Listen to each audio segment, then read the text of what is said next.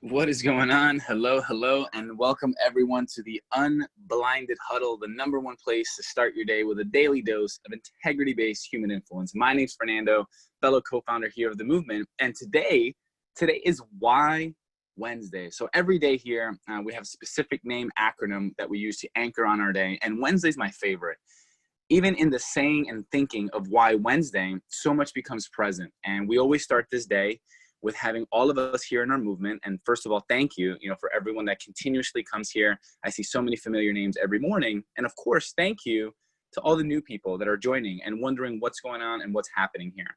So this is the place where the Unblinded movement comes together to start our day in service of making more money in less time with more magic. So in the chat, besides saying hello if you're new, let's share our why. Like, what are we present to on this Why Wednesday? And if it's like a long, mission statement like mine used to be, now it's 2 words: to rewrite humanity. Like, what is your why in 1 word? If you had to signify what is present for you on Why Wednesday, what word, what emotion would embody your why today on July 8th of 2020? What is your why? And it's a great place to start a conversation, share a different side and energy of who you are, and let other people within the chat and the group see who you really are. So if you're out there in the chat, let's drop a word, a sentence on your why, on Why Wednesday, because it is so important when life is happening, when self-mastery challenges appear, when we believe we're lacking in process and we can't influence, we always need to anchor back on our why. As Sean stated on a couple huddles in the past, we're allowed to feel sad. We're allowed to feel mad. We're allowed to feel, like giving up. We're allowed to allow those emotions to be present for us. What we choose to do with them, now that's a different conversation. That's where self-mastery kicks in. We would be totally out of integrity to say, well, you should never be sad and you should never be demotivated and you got to take action all the time. Man, there's days like we just don't want to. And we want to just sit and contemplate. And I had a funny conversation with a gentleman yesterday. I won't share his name. And he was, going through some different dynamics. And he's like, yeah, man, I literally just stared at LinkedIn for 37 minutes and have no idea why. And like, I laughed. And he was so grateful that I laughed because he wasn't in a fun type of energy. And I found that funny. I'm like, dude, you just stared at LinkedIn. He's like, yeah, I didn't even search anything. I was just staring at a page. And like, that's okay. That's okay. Usually we would shame and battle, like, what should I have done? Was I being productive? Was I being all those things? Sometimes just like staring at a wall is okay. And Albert Einstein once said, and I'm going to totally butcher his quote, he's like, I was thinking and thinking and thinking and nothing happened. I jumped into the ocean and swam. The world was silent and I got it. So sometimes it's when like we just escape, go into our minds, go into that daze, that innovation ideas become present and available. So for everyone on this Why Wednesday, I am not telling you to stare at a wall. That's not what I'm saying.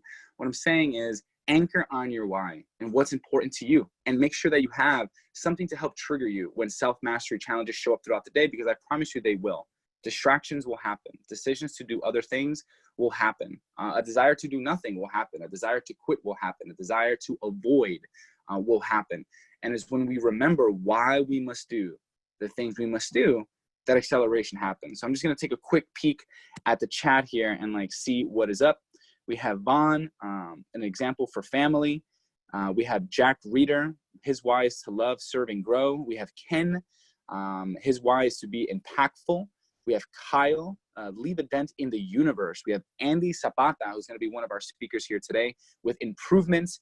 We have Murphy saying good morning. Well, good morning. We have Dr. Michelle Gamble, for our children's sake, our future leaders. Dr. Michelle, I love your leadership. We have Maya, or Mia, my apologies, is to be a wonder. We have Patricia, whose why is freedom. We have Shuling, who's empowering young females to thrive. We have Karen Kent to co-create change. We have Rich Levine, Jay Levine's dad, which is to be peaceful. We have Orlando, which is meaningful. We have Corey for influential. Corey Richards in his house. We have P. Murphy for universal happiness. We have Rose for legacy. I don't know about you guys, but this is a pretty fantastical and amazing group. If these are the type of humans we get to wake up to every single day. Every single day we get to be around these folk. And for everyone in the chat, connect, merge, get to know one another, because there's a beautiful grouping here. And what I'm so present to, and I'll let Andy share, and we have also Tom LaGreca queued up to speak here today when Sean jumps on, is there's human beings like Andy who was like, yeah, man, I checked out your Huddle. I heard you guys a few times. I saw Real Raw and I was like, yep, this is what I've been doing my whole life. I get it. And it is such a wave of relief and of like understanding, because that's incredible. That's someone who we have had no proximity to, someone who is beyond, successful in life and in business, is like, yeah, I see what you guys are doing. I've been doing it my whole life. I didn't have words or language for it. Now I do, I'm in. While other folk are in the position of trying to understand, debate, should I do this over that? All of which is not about right or wrong. It's where are you on the scale of mastery? Point of this conversation is that it works. And there's individuals out there, Sean has said, most individuals who have whatever level of success did it because they're in the formula, whether they realize it or not. Even like Adam Gugino, like people don't wake up and build a call center from 4 to 750 million and build a call center from 0 to 500 employees unless you're doing something right. That's like a lot of trial and error. And yeah, was there trial and error in that process for Adam? I'm sure. At the same time, I'm sure he was able to anchor on specific traits, processes, etc., that allowed him to scale at that level. And then when he discovered the formula, he's like, yep, that's exactly what I used to scale this company. And for all of us, that's present, that's available and possible when we begin to deepen our mastery in the formula. So that is what's present on Why Wednesday. As I jump back into the chat and see what else is present here, we have Andres Rivera, who, I never said your last name, bro, Hurtado, who is in the world of Hispanic enlightenment. And that brings joy to my heart. Fun fact, my family's from Colombia. I show up in the world as a Colombian, even though my brother says I can't do that because my passport is American. All good. I have a deep heart for the Hispanic community, and I'm excited to have a leader in that space with us. We have Josephine, whose why is helping people. We have Hadaya Cross, honesty with love. We have David Quiroga, who just said very well said. We have Craig from SoCal Freedom and Grandkids. We have Hawaii. Is that how you say your name? Huawie, Hawaii. It's a beautiful name. We have Susan, my why is uniting people. We have Ron, disrupt transportation for people with disabilities. Erica, to help people achieve their dreams while simultaneously achieving her own. Sandy Wells, this is a new name. Happy to have you here, Sandy. Transform families and disrupt the poverty cycle. We have Ken, once again, loving all these whys. And that's what's present. And that's what we have going on here. So I just see Mr. Callaghy joined. He'll be joining us momentarily. And that's what's happening on this beautiful Why Wednesday. So I'm excited to continue this conversation. And Sean, there's a lot of whys. There's a lot of great things happening in the chat. We have our two speakers queued up. And what say you on this Why Wednesday? I say good morning. Thank you for Why Wednesday. And what is present for me is that if our why is big enough and we're connected to it enough, we will do all of the things we don't want to do and don't like doing. And there is a meaningful correlation, immense correlation between connecting to our why and getting ourselves to do the things that are uncomfortable or just boring or just like we don't want to do, and getting ourselves to do those things versus gravitating towards the things that like make us feel wonderful. Like there's all kinds of like, I think, misguided elements in the space of personal development, self-education. To have, I'm wearing an E-hat for today. It's my daughter's high school graduation. And we built a club team at one point for her soccer. And there were just things about it that like the vision of it was beautiful. And there were things I didn't want to do. Like I didn't want to have conversations with parents about having their 11-year-old daughter join the team and like making qualitative recruiting decisions between this team, because the incredible coach that we had, versus some other team. Like that is not what I wanted to be doing. And there was a part of me emotionally was like, are you kidding me? Are we having conversations like this, about like recruiting 11-year-olds for a team and like what the other team was promising in terms of position and that, like, really?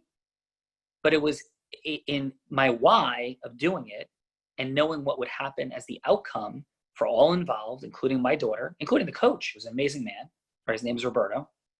And like getting myself to go through the things I had no patience for, no desire for, boredom for, frustration for, judgment about, rules about, and getting myself to step through those things made that an amazing experience for my daughter and for the other kids in the team and the coach.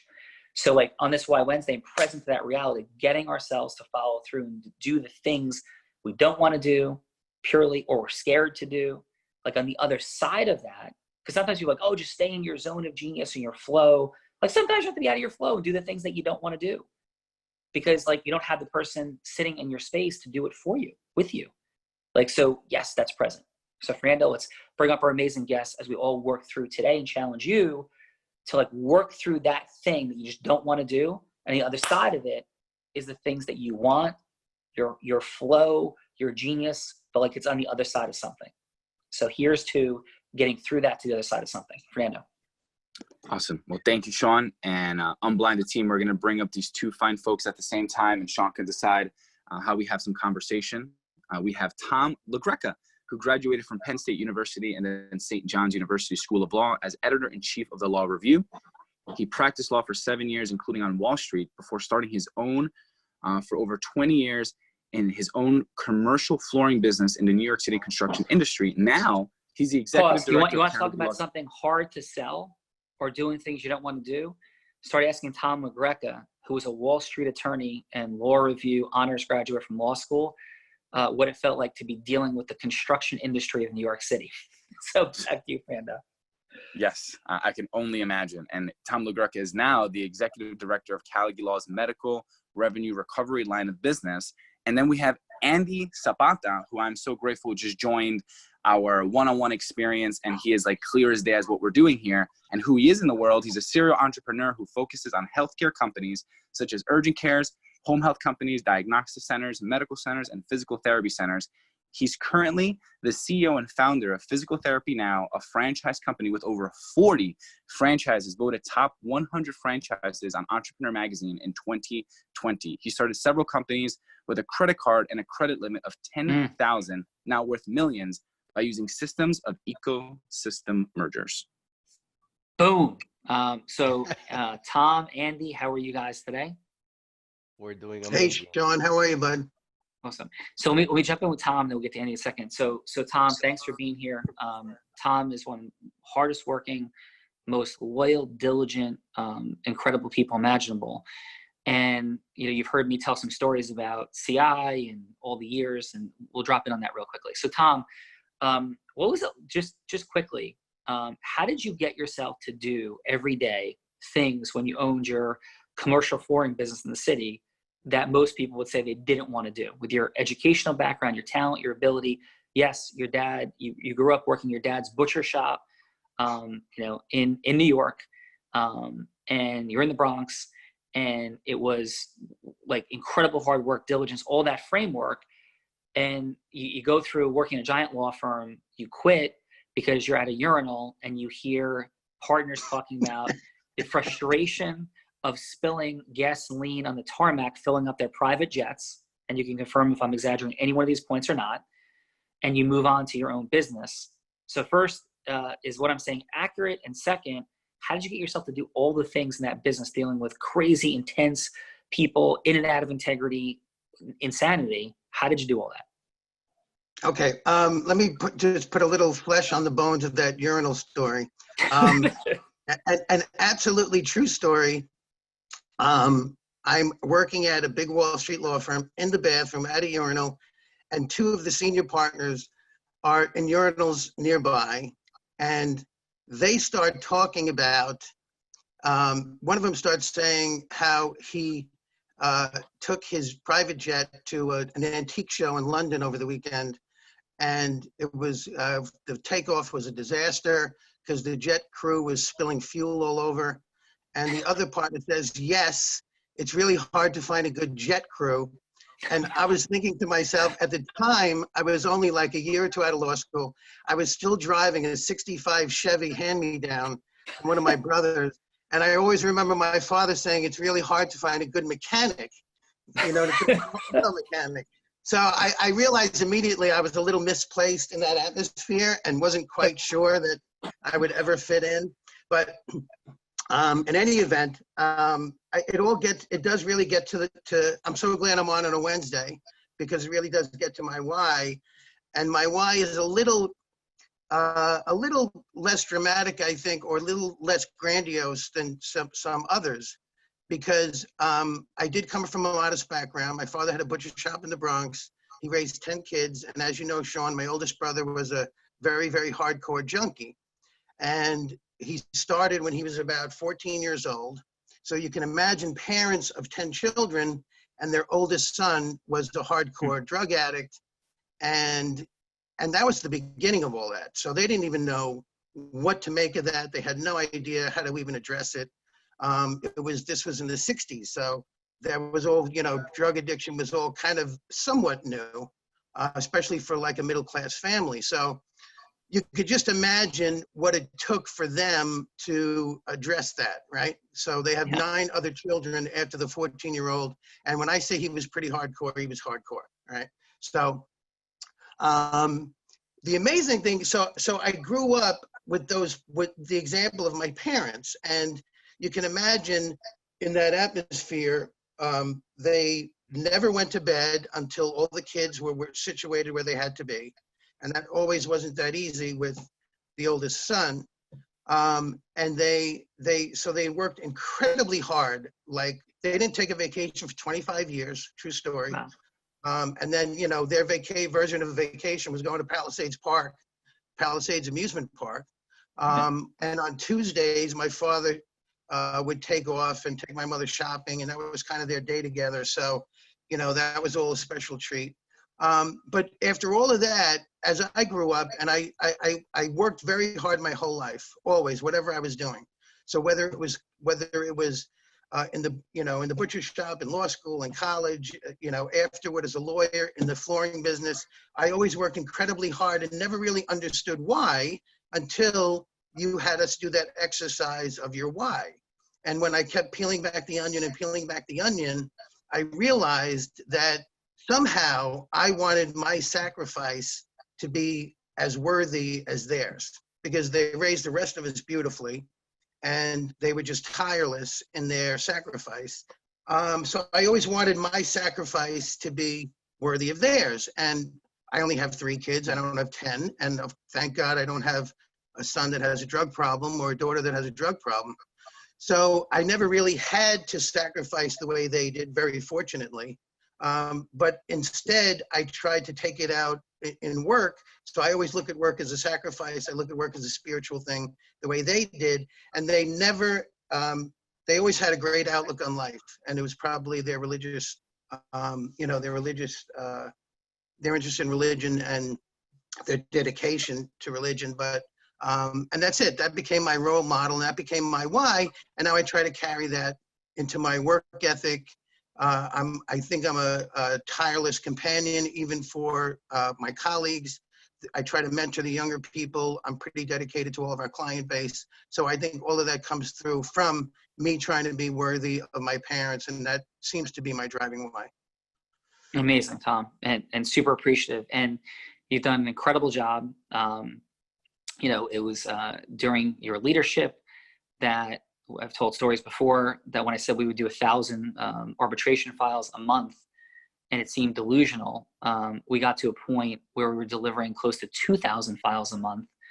And by the way, like, that number is so ridiculous. We cannot even, we almost broke the arbitration system in New Jersey, and they were like, what are we going to do with this? Like, the people that ran it came to our office and was like, yeah, we got to figure something out. Is that a true story, Tom? That is absolutely true. Yeah. I remember you getting me on the phone when he was there, and it was a lot of fun. Yeah. And we've collected how much now, would you say, for our medical revenue, like for our healthcare clients? Oh, it's got to be pretty close to 400 million. Yeah. Awesome. And so, and then we're going to jump to Andy in a second, because I think this is a great intersection and conversation, the power of real raw, like a whole bunch of things are at play in this conversation today on Why Wednesday, as takeaways. So Tom, we have a division called commercial insurance. And how many years do you think we've been working on in the commercial insurance space that you can remember, Calgua? Probably, I'd say, I started almost 9 years ago, and it existed at that point, but it was really, really in its nascent stages and was kind of floundering. And now I think we're probably in our 4th iteration of that line of business, and hopefully going to be getting it right. Yeah. So 4 iterations, how many different leaders would you say, and this is for you guys out there that are like, oh, I tried that, it doesn't really work. So we're talking about a decade, because it was existing before Tom got there. I said 8 years ago, a day or two, about CI. And if it predated Tom, it predated him by at least a year. So it's 10 years. How many different leaders would you say stood in at the helm of that department over the 9 years that you know? Yeah, I would say 7 or 8. Okay, awesome. And like your perspective on if we could wave a magic wand and what we could make CI grow to, if we just had a magic wand and everybody in place, everything ready to go, how much money do you think is out there for us to collect in CI as the trailblazing leaders that we are? If we could just wave a magic wand, make all that happen, how much money do you think we could collect for hospitals, surgical centers, doctors in America in CI in a year? In the short term, a year, or where? Yeah, like wave a we magic could wand. We had ultimately be. all the staffing, we had everything. Like, what could we like? What's out there to be collected? Is really the question I'm asking. What do you think that number is? Yeah. Oh, it could be. I think modestly, it could be $50 million in New Jersey. In New Jersey, nationally. Oh, nationally, it could be. I mean, honestly, it could if we did it right nationally, it would be close to $1 billion, or conceivably $1 billion. Yeah. Yeah. And it took us 9 years to figure it out. Is that a relatively fair statement? I mean, we did business there, we made some money there, but it probably took us 9 years to figure this out. Fair? Yeah. Yeah. Yeah. And we still have a good amount to assess and get a firm handle on. Yeah. And how many people, lawyers that allegedly are in the same business of trying to collect money in New Jersey, we do it bigger, better than everybody. That's not hyperbole, that's fact. Is that true, Tom, that we file more PIP arbs and workers' comp demands than anybody else in New Jersey? Yeah, there's nobody that does all categories the way, there's nobody that does all categories, number one. And number two, in those categories, 2 or 3 of those major categories, we're as big as everyone else put together, pretty much. Say it one more time. One more time, because that's a big couple of those categories, we are as big as all the others put together. Okay, so not bigger than anybody, bigger than everybody else put together. Okay, yeah. So certainly in the workers' comp world, that is true. Yeah. Yeah, and so we say that, guys, because your why is like blocking you from the next step. And at one point, I was like licking envelopes by myself, doing every single part of the healthcare recovery process. And now we're talking about progressing towards a $1 billion, certainly 9-figure opportunity in the space of medical revenue recovery in an industry where we already dominate, our number 1 in New Jersey by far. And none of that happens without a massive why, number 1. Number 2, none of that happens without ecosystem merging. And a beautiful example of the power of the real raw, I'm going to pause there for a second, is what just happened with Andy and how this all works. So Andy, a couple months ago. So Andy, first of all, how are you? I'm doing amazing, Sean. Thank you for having me today. Thank you. And I didn't even realize that you had this franchise, that you had the acknowledgments. I knew you were truly an influencer and successful, but can you share with folks some of your background? Like, how did you become, Andy, and what you're doing? Perseverance. I keep going. One of the things that, like I told you before when we chatted, one of the things that made me successful was just meeting like-minded individuals, connecting with the right people, and getting to know those people deep down at their heart, who they are, and then managing and leveraging their relationships and networks. Yeah. And Andy, what was the acknowledgement that you were one of the top franchises? Where were you acknowledged as that? So that's Entrepreneur Magazine. Entrepreneur Magazine is a franchise magazine that I have no idea how they grade or how they pick their franchises, but they picked us a few years ago when we first came out in the market. We are one of very few healthcare franchises, and they picked us back in 2016, and ever since 16, they've been listing us top 500, top 400. Now 2020, we're top 100 franchises, and it's amazing. Dude, congratulations. That's unbelievable. So and how, could I ask this, like, where'd you grow up? I'm originally from Miami, Okay. born in Colombia, like Fernando, and raised in Miami, South Florida. All right. And were you like a business person growing up? Did you have a family business background, or like what brought you into the world of business? You know, Sean, funny. I thought my parents were businessmen because they had a small printing shop. A couple of my family members had small companies, and I said, "Wow, my family's the biggest business people in the world." And as I got older, I realized, you know, they had just one little business. They didn't expand, they didn't grow, they didn't have that vision. And I superseded that. Like at 25, I'm like, okay, I got to keep going further a little bit here. So I realized that. I grew up with the spirit of entrepreneur, thinking that my dad was this giant entrepreneur. But then I realized, you know, he was a small businessman, which is great, but there was so much more that he could have done. And so Awesome. that's one of the whys that drives me. Awesome, brother. And so as you, and in the process of building out this franchise, how many things didn't go the way that you wanted them to go, or thought originally they would go? Like how many things like went? So, so if you were to ask me again to build a franchise, the way that I started it, I wouldn't have done it. And here's something that kind of gets me in trouble sometimes, Sean, but it also is part of our success. I read a book one time, and in that book there was a quote that said something like, "Sometimes the brave get further than the smart," right? Because a smart Yeah. person usually has to figure everything out before they launch and before they start. It's kind of like you're unblinded, you're 10 by 10. If somebody doesn't understand it, they don't get it, they won't do it until they don't get 100%. But guess what? They might not do it. They might not get it eventually. And so nothing ever gets started. But the brave, right? They're like, I don't know what Yeah. I'm doing. I'm just going to jump in this pool, figure it out as I go along. And you'll see sometimes, you'll see the people that are not the smartest people with this giant successful businesses. You're like, how the hell did this guy do it? Right? And Yeah. so what happens is you figure it out as you go by. And so that's what I did with the franchise. I figured it out as I started doing it and figured out what the needs were for every franchisee.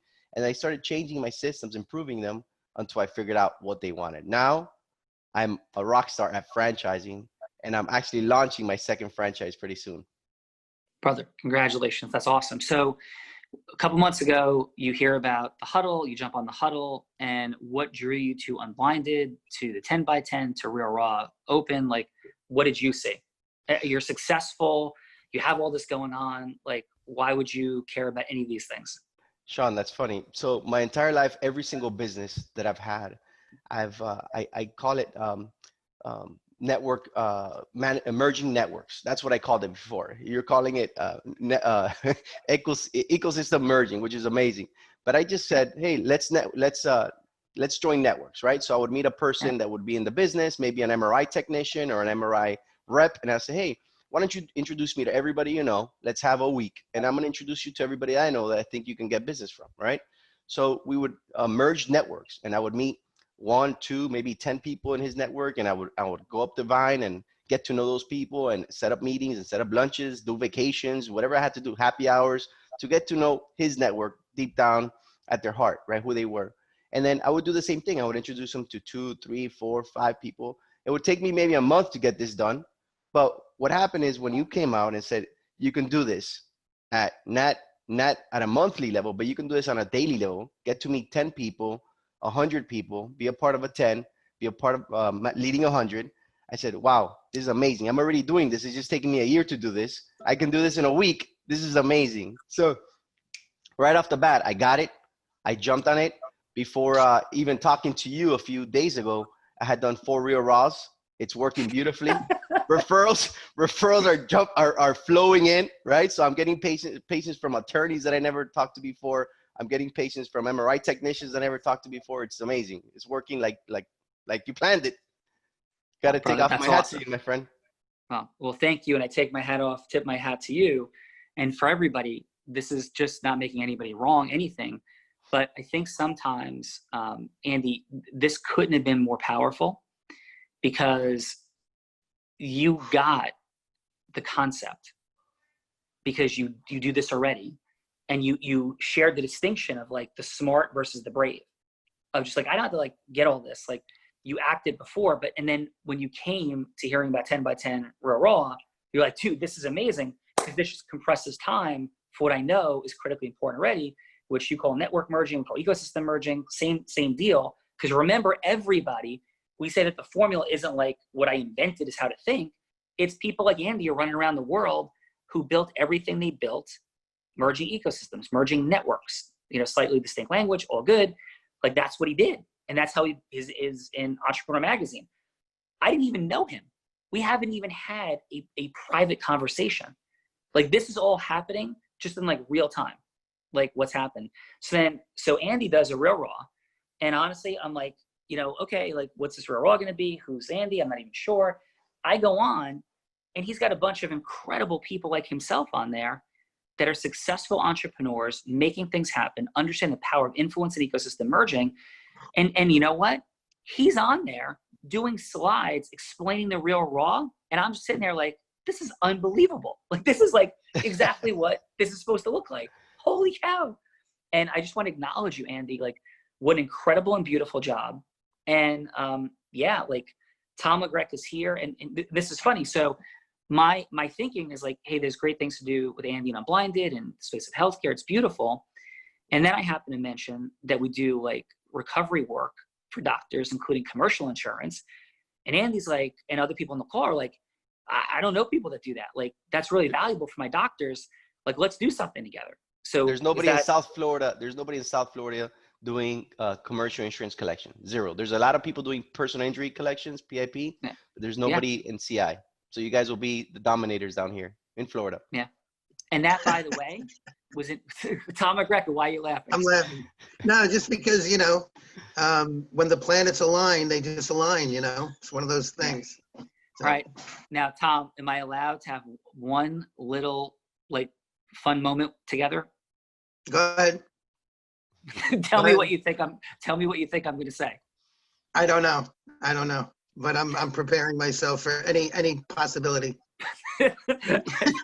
So just so we're all clear, because we all have areas outside of our comfort zone, we all have areas that we don't want to deal with. Andy, one of Tom McGreck's statements was, I am never going to come on a real raw. I just don't want to do that. It's not the space I want to be in. Was that a statement that you said, Tom? Yeah, in some other terminology, but yeah, that's the gist of it. Okay. And so what I'm saying to everybody, like we all have like things we don't see. I have zillions of things that I don't see. The super fun irony of this conversation is some of the folks at Cal U are like, I'm not sure how like this benefits Cal U and like, this time and energy, right? And so now we end up meeting Andy through a Real Raw Open with no intention of having like healthcare recovery be what we're thinking. Andy's now like, I want to run Real Raw Opens, and there's nobody doing CI in South Florida, and we could do CI in South Florida. And if we're doing CI and benefiting people, we're also going to get some of the PIP work and other things also, I'm confident, because we're going to do a great job. And I understand how well that works, but it will. And now we have a beautiful ecosystem merger potential with Andy, right, to do incredible things. And like, here we are. Andy, would you agree that it's an accurate statement? 100%. The universe is aligning for us. So, and again, it's thanks to this 10 by 10, this Real Raw, this amazing huddle you do every morning. It's just, you put things into the universe, the universe gives it back to you in multiples. And if I just say, to all your listeners, if I just might just advise all your listeners, you don't have to know it all. You don't have to have every single T crossed and I dotted. Just jump in the water, get it done. If you mess up, who cares? Laugh about it. Your friends would appreciate getting on there and just getting to talk to you for a little bit, and just jump in the 10 by 10, the Real Raw, do your own, and have some fun with it.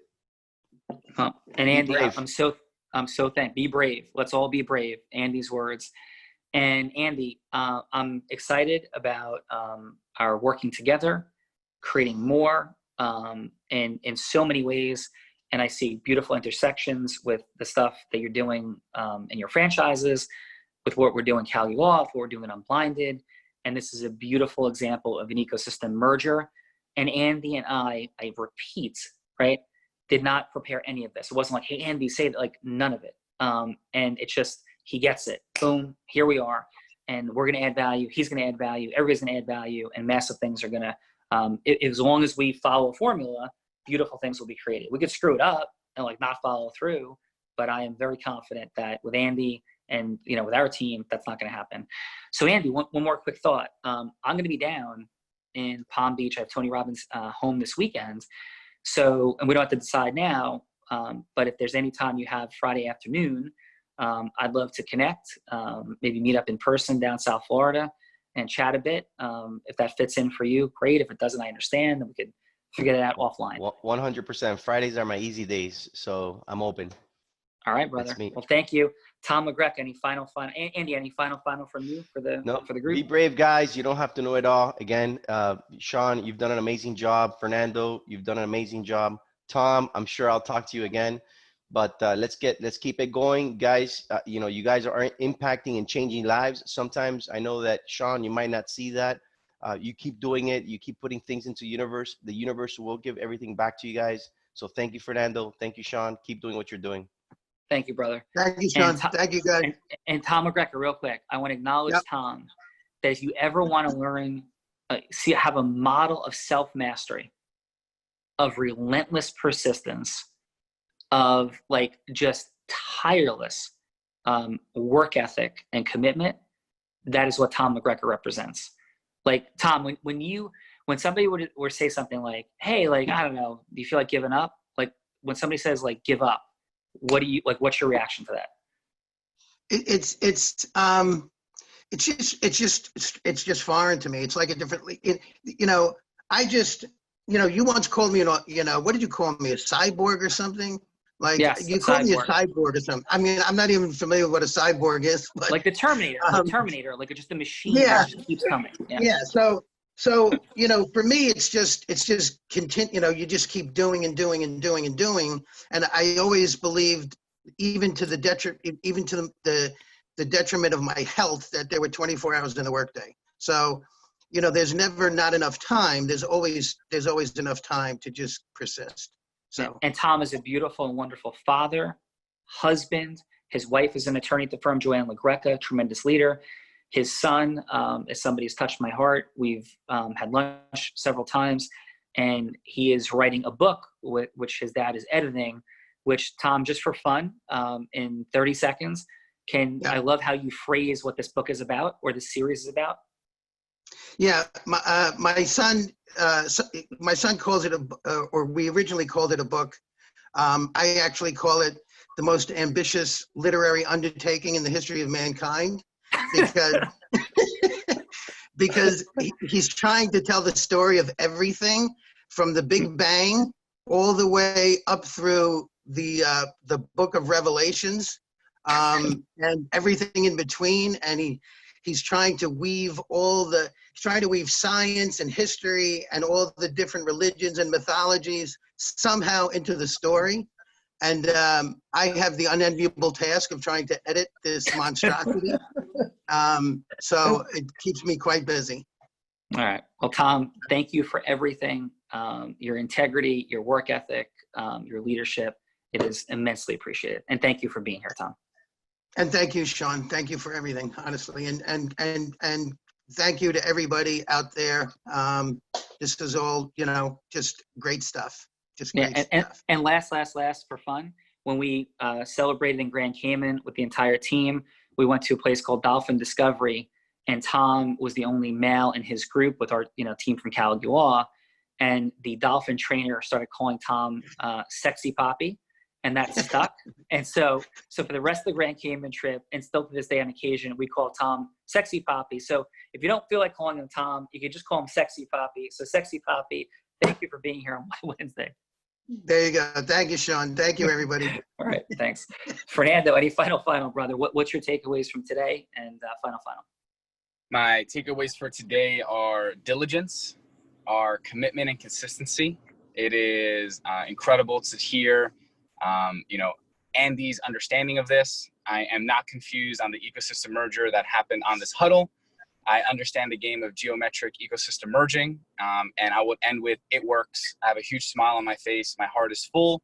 And I am excited to, with the team, Adam and company, continue to scale, duplicate, because we are truly helping influencers influence influencers to merge ecosystems to make the world a better place. And I know a sexy poppy now, so that's a good Why Wednesday. You do. And I'll be crying a lot today. It is my daughter Courtney's high school graduation day. It'll be live and in person. And she's graduating from the high school that I attended, and her brother and sister, Emerson High School. And I am present to the magical moments of her entire life, which I feel so thankful to God and feel so blessed about. And thank you guys for being amazing. And magic is what this is all about at the end of the day. And it takes the arduous, it takes the challenging, it takes persevering. But all the moments I'll be thinking about with my daughter tonight that are the most meaningful were all on the other side of something I didn't want to do. Have a beautiful day. Thank you.